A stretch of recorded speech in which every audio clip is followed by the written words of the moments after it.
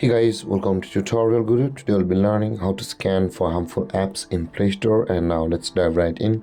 Now to scan harmful apps in Play Store, first open up your Play Store app on your phone.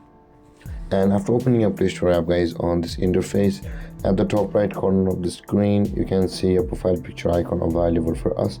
Tap on your profile picture icon at the top right corner of the screen, and this kind of interface will appear where you can see the Play Protect option available for us. Tap on the Play Protect button over here just above the library, and you land on this interface where you can see the scan option available for us over here. Tap on the scan option and it will scan your device for any harmful apps from the Play Store.